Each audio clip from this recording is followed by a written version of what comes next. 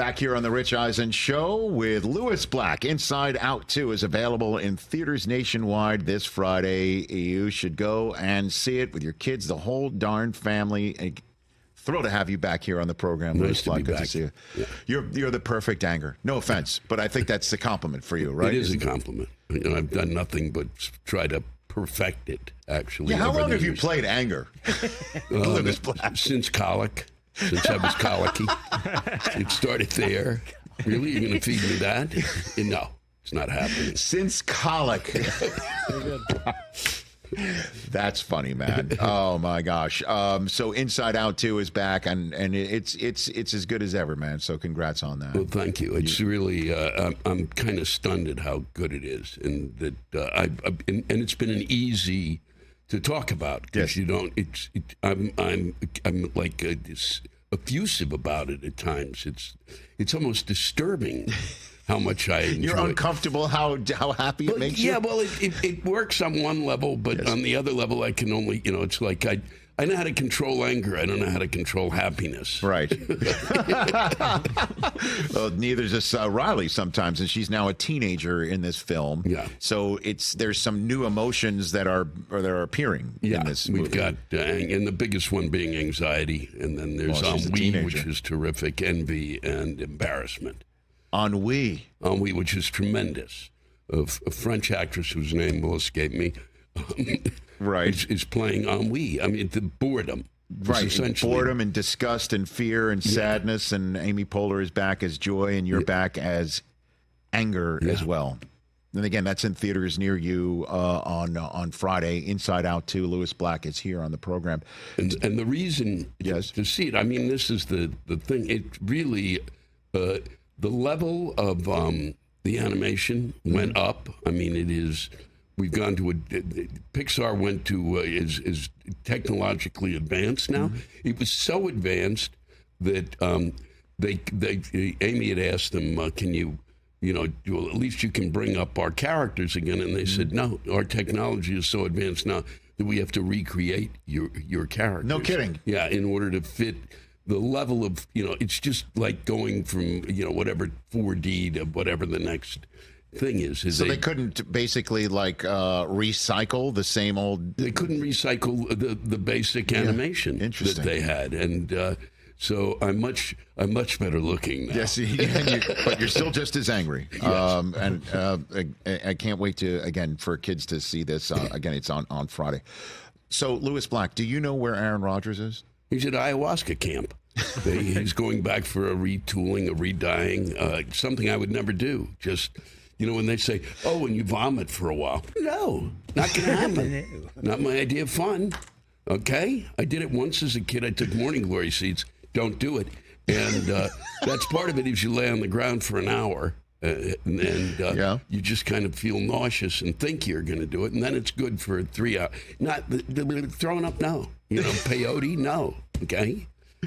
It would be wild if that is in fact where he is. It would be. But, we're not going to know. And I think you did a good analysis of Thank you very much, Lewis Black. Really? I appreciate that. I wonder what his emotions are. Like, what characters are inside him? Wow. Yeah. I don't even want to go there. That's not even being the anger for Aaron Rodgers? I think the inside of his head is mostly a hall of mirrors where he's seeing his own reflection.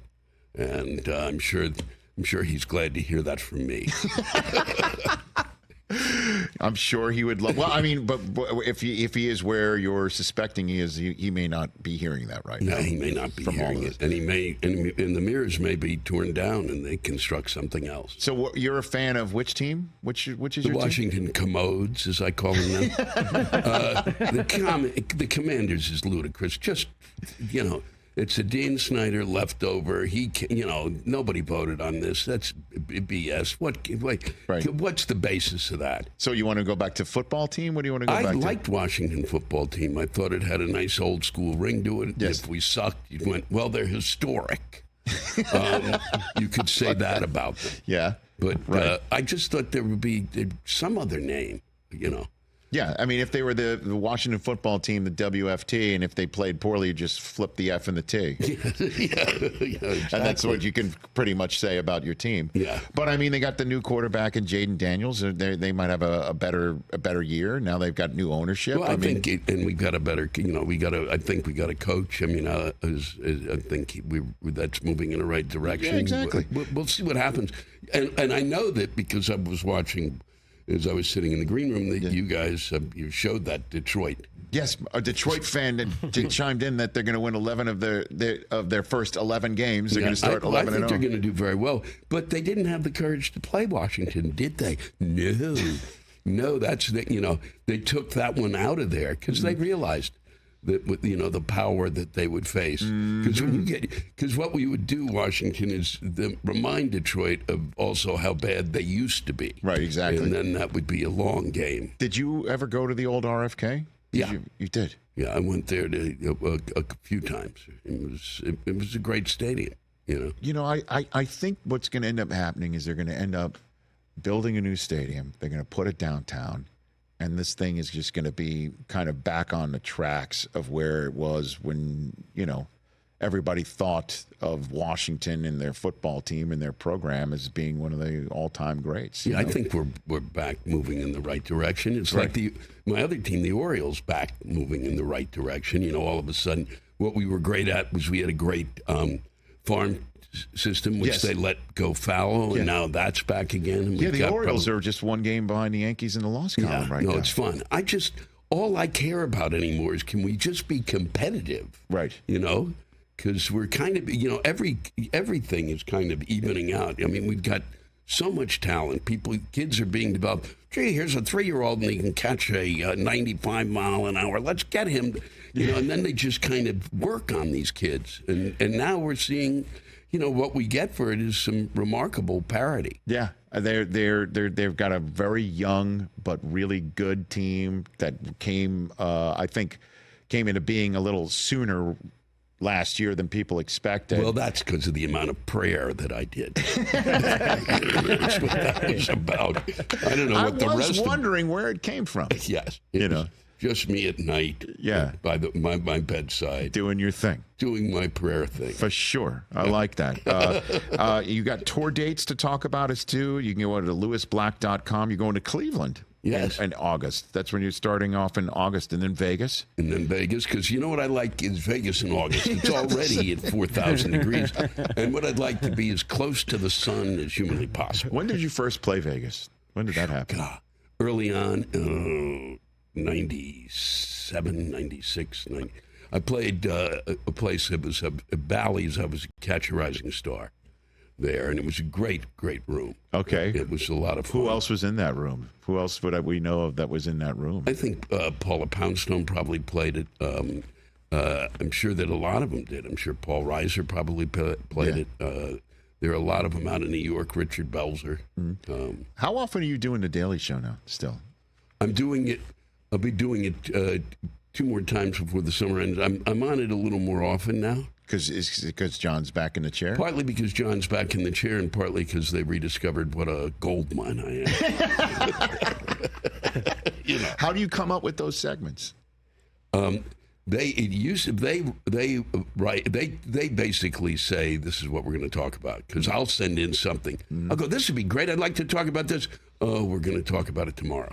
So they decide what it is I'll talk about, right. And then the writers send it to me, and then I go, this is great, that's great, we should change this, and then we work together. I go in that day, and we work together and get it out there. Throw it on the prompter, and then you do your thing. Yeah. What was your favorite rant that you've come up with?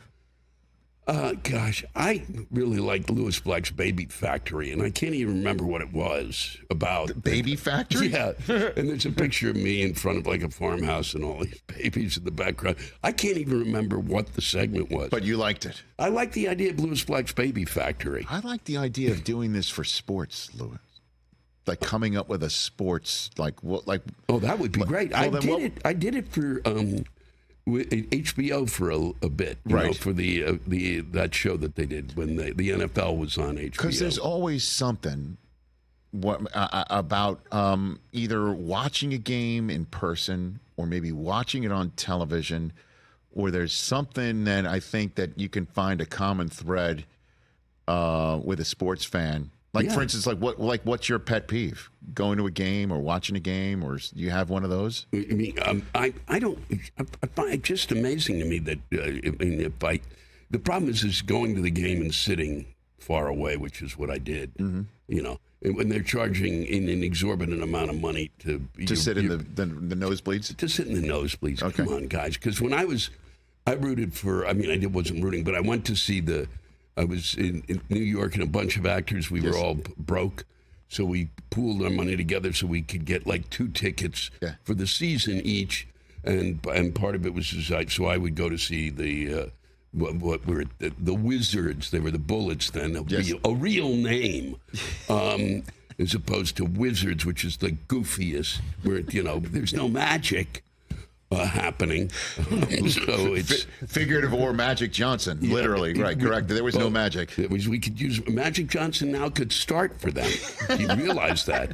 And he's in town. Yeah, he's in town with a new ownership. Yeah, exactly. Okay. So so I was sitting. So we got these tickets, and they were way up there. Yeah. And then the next year they hired Pat Riley, and they jacked up our ticket prices like by $5 a seat. Come on, I'm going to pay for him. I'm talking about maybe something like the sports fans that are always standing in front of you cheering. Oh yeah. Like, can't you cheer and sit? Like, there's certain moments in a sporting event, 2 outs in the 8th or a minute to go in a game, where I understand standing, but every single time to cheer for something in the first quarter or the second inning or before halftime of a basketball game, right? Like that, to me, down in front. You know what I mean? Like and having a Lewis Black moment. Yeah. Oh yeah. No. But also it's like you go through this. You're doing the show every day. There must just be a point